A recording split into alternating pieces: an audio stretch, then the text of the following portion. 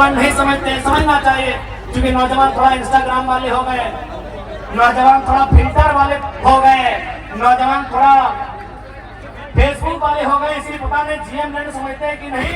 आज देखिए चूल पका हुआ दादाजी लोग जीएम लैंड समझते हैं। जीएम लैंड यानी हमारे बपोती जमीन, जीएम लैंड। देखिए यही से सवाल सुनिए, अभी तक रसीद नहीं बता रहा है, सरकार का ये घोषणा था, उससे नुकसान क्या हुआ सुनिए। भला बात जीएम लैंड किसी सरकार की नहीं है, हम तो स्पष्ट कहते हैं कि कोई भी जमीन किसी सरकार का नहीं है, कोई जमीन किसी सरकार का नहीं है। पता है क्यों? तो सरकार बना है 15 अगस्त 1947 को, और ये जमीन हमारे पास कब से? अरे हमको तो लगता है किसी किसी का बाप का जन्म 1947 में है, हमारा कई को पीढ़ी से पहले से जमीन हमारा है, तो ये जमीन हमारी है। इसलिए अगर हम लोग विधानसभा में आते हैं तो सबसे पहले जो जीएम लैंड है उसकी रसीद एकदम पुख्ता काटी जाएगी, उसकी रसीद किसानों के फेवर में काटी जाएगी। सबसे पहले अगर झारखंड को बचाना है तो यहाँ की जमीन को बचाएंगे। अगर जमीन ही नहीं रहेगी और कहीं के लोग आकर यहाँ बसेंगे, अपने साथ अपनी भाषा को लेके आएंगे, अपनी परंपरा को लेके आएंगे। आज देखिए असूरी जनजाति, हमारे पास जो ट्राइब की लिस्ट है उसमें एक 8 लिस्ट है जिसमें प्रिमिटिव ट्राइब आते हैं, जिसमें असूरी जनजाति आती है। क्या आपको मालूम है असुर लोग अभी कहाँ है, कितनी संख्या में है, उनकी भाषा कहाँ है? नहीं, खत्म हो रहा है। क्योंकि देखिए जैसे जैसे दूसरे राज्यों के लोग हमारे बीच आएंगे, नो डाउट मानसिक रूप से, हर स्तर से, बौद्धिक रूप से वो हमसे आधुनिकता के मामले में अच्छे हैं, हमसे अच्छा जीवन यापन करते हैं, तो उनके प्रेशर में, उनके दबाव में फाइनली दौर ऐसा आएगा कि हमारे लोग अपनी भाषा संस्कृति को खोते चले जाएंगे। हमारे लोग अपनी भाषा संस्कृति, अपने परंपरा को, अपनी पहचान को खोते चले जाएंगे। इसीलिए यदि झारखंड को बचाना है तो सबसे पहले झारखंड यानी जंगल और दूसरा जमीन। झारखंड में वही लिखा है, झाड़ यानी जंगल और खंड यानी जमीन का टुकड़ा। अगर जमीन के टुकड़े को बचा लेते हैं तो झारखंड ऐसे बच जाएगा। कहेगी झारखंड की मैक्सिमम जमीन सीएनटी में आती है, झारखंड की मैक्सिमम जमीन एसपीटी में आती है। अगर बाय द वे संविधान का दायरा में भी रखते अगर 10% लोग जेपीएससी में चले आते हैं, 10% लोग किसी बहाली में चले आते हैं, तो भैया उनको नौकरी तो भले झारखंड में करेंगे, लेकिन भाड़ेदार बनकर हमारे भाड़े के घर में रहना। समझिए बात, भले वो कोई सरकारी नौकरी करे, वीडियो बन के आए, सीओ बन के आए, या डीओ बन के आए, या डीएसपी बन के आए, लेकिन सीएनटी जमीन है। और सीएनटी जमीन यानी आदिवासी का जमीन गैर आदिवासी नहीं खरीदेगा, एससी का जमीन गैर एससी नहीं खरीदेगा, महतो का जमीन गैर महतो नहीं खरीदेगा, जो भी सीएनटी में आते हैं, मुंडा का जमीन गैर मुंडा नहीं खरीदेगा। तो सीएनटी का मतलब ये है कि आपकी जमीन को बचाना। और स्पष्ट कहेंगे क्योंकि ये बिरसा बाबा और विशेषकर उनकी धरती है, भगवान बिरसा मुंडा की धरती है, तो हम एक लाइन कहेंगे, बिरसा मुंडा की शहादत के बाद इस राज को क्या मिला? बिरसा मुंडा, भगवान बिरसा मुंडा की शहादत के बाद इस राज को क्या मिला? देवंती जी आप ही बताइए, एक लाइन में बताइए कि भगवान बिरसा मुंडा जैसे उनकी शहादत 1900 में हुई, पूरा पूरी 1900 में ना, जैसे उनकी शहादत 1900 में हुई, इस राज को क्या मिला? इस राज को मिला सीएनटी कानून। भगवान बिरसा मुंडा के शहादत के कारण इस राज को सीएनटी कानून मिला, क्योंकि उन्होंने अध्ययन किया कि बिरसा मुंडा क्यों लड़े। न बिरसा मुंडा लड़े दीपू के खिलाफ, बिरसा मुंडा लड़े यहाँ के जो लोग हैं आदिवासी मूलवासी, उनकी जमीनों को बचाने के लिए, उन जमीनों पे लगान ना देने के लिए। वो जमीन अंग्रेजों को नहीं देंगे, उस पे लगान नहीं देंगे, वो जमीन उनकी है, इसीलिए कानून बना सीएनटी। अब एक बात तय है, यदि आप भगवान बिरसा मुंडा को मानते हैं तो हेमंत सोरेन को नहीं मानना होगा। नहीं, आप क्या कर लीजिए, हम तर्क दे रहे हैं, हम तर्क दे रहे हैं भैया, हम ऐसे आप ताली मत पीटिए, हम तर्क दे रहे हैं। विशेषकर हम आदिवासी समाज से कहेंगे, यदि बिरसा मुंडा आपका आदर्श है तो हेमंत सोरेन आदर्श नहीं है। क्यों नहीं मालूम है? क्योंकि बिरसा मुंडा यानी सीएनटी कानून। अगर भगवान बिरसा मुंडा की शहादत नहीं होती तो सीएनटी कानून नहीं बनता। यानी अगर बिरसा मुंडा को समझना है तो सीएनटी कानून को समझिए। तो सीएनटी कानून में क्या कहता है कि आदिवासी, मैं आदिवासी पे ही बात करता हूँ, एक आदिवासी का जमीन एक आदिवासी खरीदेगा, एक आदिवासी का जमीन आदिवासी खरीदेगा, लेकिन उसी थाना में। चलिए उस समय थाना तब जिला बन गया है, या फिर हम प्रखंड मान लेते हैं। चलिए हम ऐसे कानून में क्या है नहीं मालूम है, हम सपोज जिला ही मान लेते हैं कि एक आदिवासी का जमीन उसी जिला, उसी प्रखंड के आदिवासी को खरीदना है। तो हेमंत सोरेन को रामगढ़ जिला के थे, दुमका में क्या खरीदे? तर्क से बात कीजिए, ऐसे हवा हवाई बात नहीं करेंगे। इसका मतलब वो बिरसा भगवान खुद नहीं मानते हैं। हेमंत सोरेन खुद देखिए, माला चढ़ाने से बिरसा भगवान के आप अनुयायी नहीं हो गए। अगर हेमंत सोरेन जी ने बिरसा भगवान पे माला चढ़ा दिया तो उसके अनुयायी नहीं हुए। वो चाहते क्या थे, वो उनके मरने के बाद जो कानून बना, क्या उस कानून को हेमंत सोरेन मानते हैं? मेरा एक ही सवाल है। बिरसा भगवान के मरने के बाद एक कानून बना, उस कानून का नाम है छोटा नागपुर टेनेंसी एक्ट। वो कानून तैयार होना स्टार्ट हुआ 1902 में और फाइनल हुआ नवंबर का महीना 1908 में। ये कानून बना बिरसा भगवान की शहादत के बाद। तो क्या माननीय मुख्यमंत्री उस कानून को मानते हैं? जी नहीं, धज्जियां उड़ाते हैं। उस कानून की धज्जियां उड़ाते हैं। उनका जमीन रांची में, उनका जमीन रामगढ़ में, उनका जमीन बोकारो में, उनका जमीन धनबाद में, उनका जमीन दुमका में, 5 जिला में हम जानते हैं। बाकी आप जानिए, बाकी आप जानिए, बाकी भैया आप जानिए। देखिए, आज लोगों का हमसे हालत इसलिए खराब है कि हम सरल शब्दों में लोगों को बहुत गहरी गहरी और रहस्यमयी बातों को समझा देते। जो बातें उलझी हैं उन बातों को सुलझाते हैं। इसीलिए आज हमें लोग जानते हैं कि ये लड़का लीडर तो है ही, साथ में टीचर का काम करता है। और समाज में अब लीडर पैदा होने दीजिए, टीचर पैदा मत होने दीजिए। इसीलिए लोग इतना केस करता है हम लोग। एक सिंपल सा बात, हेमंत सोरेन आदरणीय मुख्यमंत्री बड़े भाई उनको बोल रहे हैं, बिल्कुल बिरसा भगवान के सिद्धांतों को नहीं मानते। अगर मानते हैं तो चलिए आपसे कहेंगे, आपने जिन वैसे भी आदिवासी का ही जमीन खरीदा, अभी कितना करोड़ों का था, दुकानों वाला तो पेपर भी निकले कटिंग 20 करोड़ बताया जा रहा है उसका अनुमान। आप उस आदिवासी परिवार का जमीन वापस कीजिए, हम मानेंगे आप आदिवासी हितैषी भी हैं और आप बिरसा भगवान को मानने वाले भी हैं।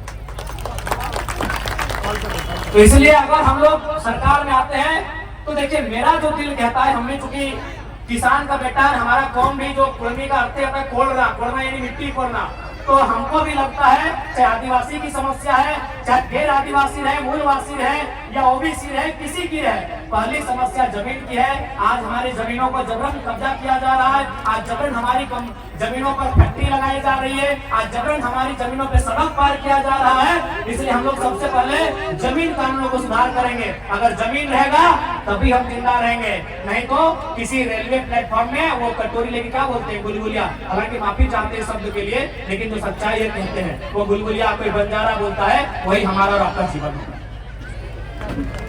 क्योंकि गुलगुलिया कोई नदी के किनारे पैदा नहीं हुए, गुलगुलिया आकाश से टपके हुए लोग नहीं है, ना ही धरती को चीर के आए हैं। किसी और नर और नारी ने उनको जन्म दिया है, और वो नर नारी उसका भी कहीं खेत खलिहान होगा, उसका भी कहीं बाग बगीचा होगा, लेकिन आज उसके पास नहीं है। शायद इसी प्रकार जैसा आज हमारे साथ हो रहा है, उसके साथ 100 साल पहले हुआ होगा। आज जिनको हम बंजारा कहते हैं, आज जिनको हम गुलगुलिया कहते हैं, आज जिनके पास मैंने सर ढकने के लिए छत नहीं है, जिनके पास कदम रखने के लिए इतना जमीन नहीं है, वो हमेशा ऐसे नहीं थे, वो हमेशा ऐसे नहीं थे। उनके पास भी इसी दुनिया में, इसी जहान में, किसी कोने में जरूर एक जमीन का टुकड़ा होगा, जहां उनके पूर्वजों का आशियाना होगा, जहां की सुबह और शाम वो अपने परिवार के साथ जीते होंगे, खाते होंगे, एक साथ रहते होंगे। लेकिन आज उनके पास कुछ नहीं है। चले जाइए रांची का रेलवे स्टेशन, चले जाइए धनबाद का रेलवे स्टेशन, चले जाइए कोई भी रेलवे स्टेशन, आपको मिलेंगे वो लोग। तो हम नहीं चाहते हैं कि झारखंड के लोगों की दशा ये हो। इसलिए अगर हम लोग गवर्नमेंट में आएंगे तो सबसे पहले यहाँ के जो जमीन कानून है मजबूती से लागू करेंगे, उनको और प्रभावी बनाएंगे, ताकि यहाँ के लोगों, भोले भाले लोगों की जमीन कोई हड़प न। उसके बाद जो सबसे महत्वपूर्ण है नौजवान। आज अगर नौजवानों की बात करें तो उनमें निराशा। आज अगर नौजवानों की बात करें तो 10 साल एक कोचिंग संस्थान को समर्पित करते हैं। आज वो 10 साल 15 साल तैयारी करते हैं, कोई धनबाद में, कोई हजारीबाग में, कोई रांची में, कोई जमशेदपुर में। किसी की आंख की रोशनी चली जाती है, चश्मा चढ़ाना पड़ता है, किसी का पेट बाहर आ जाता है, देखिए शब्द थोड़ा थोड़ा आ गया, किसी का पेट बाहर आ जाता है, देखिए किसी के बाल आधा घुस गए हैं, उड़ गए हैं, चेक कर लीजिए, किसी के बाल सफेद हो जाते हैं, लेकिन इंतजार में रहते हैं कि एक परीक्षा हो। अगर परीक्षा को लिखेंगे ना तो कोई दिक्कत नहीं है, बाल नहीं भी रहेंगे, पेट फूल भी जाए, मोटा भी जाए, लेकिन घर परिवार चले। एक नौजवान को सबसे ज्यादा चिंता अपने स्वस्थ शरीर की होती है, लेकिन अपने स्वस्थ शरीर को हम लोग गला देते हैं। क्या गलत कह रहे हैं? एक 18 से 25 साल के लड़के को पूछा जाए कि पहली प्राथमिकता क्या है, वो कहेगा मेरा शरीर।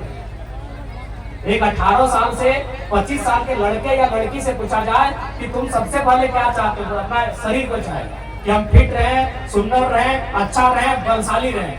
लेकिन आज वही उम्र हम लोग खपा देते हैं कहाँ, हजारीबाग के कोचिंग में। वही उम्र हम लोग खपा देते हैं कहाँ, जमशेदपुर में। वही उम्र हम लोग खपा देते हैं कहाँ, धनबाद में। और परिणाम क्या होता है, 7-8 साल बाद परीक्षा आती है। परीक्षा का नाम लेते हैं सीजीएल जेएसएससी। 28 जनवरी 2024 को हम लोग वो एडमिट कार्ड हाथ में लेके एग्जाम देने जाते हैं। रांची की बहन जमशेदपुर जाती है, जमशेदपुर वाली दीदी गढ़वा जाती है, और 2 घंटा बाद पता चलता है, घर आते आते रास्ते में पता चलता है पेपर लीक हो गया। पेपर लीक हुआ है। चलिए पेपर लीक हुआ था उससे तो समझ सकते हैं कि दोबारा पेपर ले सकते हैं, दोबारा एग्जाम होगा। लेकिन पेपर लीक 27 लाख में हुआ था। पेपर लीक हुआ था तो हम समझ रहे हैं। अरे आप तो छोड़िए, आप लोग तो किसान हैं। यहाँ सरकारी नौकरी करने वाले हम पुलिस वाले भैया लोग को देख रहे हैं, पुलिस वाली दीदी बैठी है। इन्हीं से पूछे क्या अपने बेटा या बेटी के लिए 27 लाख में कोई पेपर खरीद पाएंगे? इन्हीं से पूछिए, सरकारी नौकरी करते हैं। हम और अपनी बात नहीं करते, हम तो गरीब किसान के लोग हैं। यहाँ देखिए बहुत सारे सरकारी नौकरी करने वाले नहीं करने से भी इनकी तनख्वाह ठीक ठाक जैसे भी है। क्या ये लोग अपने बच्चों के लिए 27 लाख में पेपर खरीदेंगे? पेपर लीक हो उसका दुख नहीं है, चलिए 15 दिन बाद फिर पेपर ले लेंगे। चलिए सरकार, हम लोग सड़क पे आएंगे, हम लोग आंदोलन करेंगे, हम लोग मसाल जुलूस निकालेंगे, तो सरकार 15 दिन के बाद फिर परीक्षा ले लेगी। लेकिन 27 लाख में पेपर बेचा गया था। कौन सी हमारी माए बहनें हैं, कौन से हमारे गार्जियन है जो 27 लाख में अपनी बेटी के लिए एक चपरासी का नौकरी खरीद के लाते? ये सवाल है। कौन सी हमारी दीदी है जो 27 लाख रुपया खर्चा करके अपने बेटे को एक दरोगा बनाएंगे? है हिम्मत क्या? इसलिए अगर हम लोग सरकार में आते हैं तो इस राज्य में नियमित परीक्षा होगा। नियमित मतलब अभी जेपीएससी की बात करें, राज्य की सबसे बड़ी नौकरी की परीक्षा, साल कितना 24, जेपीएससी कितना हुआ है? ये जो हो रहा है कि कितना? अरे काहे 11, हम 8 बोलेंगे। एक बार में 4 को काहे मानेंगे? मतलब 6 के बाद 7, 8, 9, 10 आप बोल दिए दिन को। वो कहते हैं ना कि राजा ने कहा रात है, मंत्री ने कहा रात है, संतरी ने कहा रात है, रानी ने कहा रात है, जनता ने भी कहा रात है, जबकि ये सुबह सुबह की बात है। तो आपने कह दिया कारो जेपीएससी मान लेंगे? क्यों मानेंगे? 6 जेपीएससी, 7, 8, 9, 10 4 बार में आपने एक जेपीएससी लिए, एक बार में 4 को, अभी 252 सीट से क्यों मानेंगे? 1200 सीट देते हम मानते हैं, 1200 सीट देते हम मानते हैं। इसीलिए 7 और 8 जेपीएससी, साल कितना 24, यानी एक साल में एक जेपीएससी होना चाहिए। क्या गलत बोल रहे हैं? सही बात है। जेपीएससी का मतलब क्या है? पढ़े लिखे नौजवान बता रहे हैं, एक साल में एक जेपीएससी। इसलिए ये तो तय रहेगा कि परीक्षा नियमित होगी और फ्री और फेयर होगी, कदाचार से मुक्त होगी। और जो लोग कदाचार में पकड़े जाएंगे, बस अभी थोड़ा नया नियम कर रहा है, शब्द का थोड़ा पाबंदी है। जो लोग पकड़े जाएंगे वो कितना बड़ा वीआईपी काहे ना रहे, बाजार में फेंक देंगे। और आज आपको फिर से कहेंगे, अगर झारखंड को बदलते हुए देखना चाहते हैं तो हम नहीं कह रहे हमारे लड़कों को, आप जिसको भी एमपी एमएलए सीएम बनाइए वो रिस्की होना चाहिए, रिस्की होना चाहिए। अगर वो रिस्की नहीं होगा, अगर उसमें अपने परिवार की चिंता होगी, जान का डर होगा, तो लिख के बोलते झारखंड नहीं बदलेगा, नहीं बदलेगा भैया।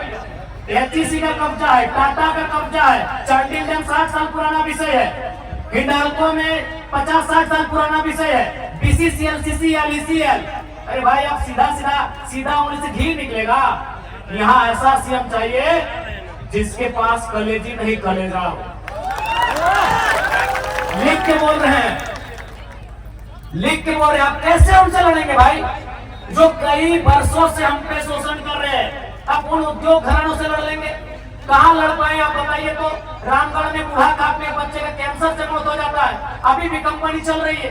काहे कंपनी चल रही है? न वहां के जो नेता है, कंपनी का जो नाती है मालिक का, उसको केक खिलाने जाता है। नहीं बदलेगा। यदि आपको लगता है हम लोग भी बिल्कुल, हम लोग तभी बदलेंगे जब हम लोग में ये हिम्मत होगा कि तुम गोली चला लो लेकिन झारखंड की नीति बनाने से समझौता नहीं करेंगे। नहीं बदलेगा भैया।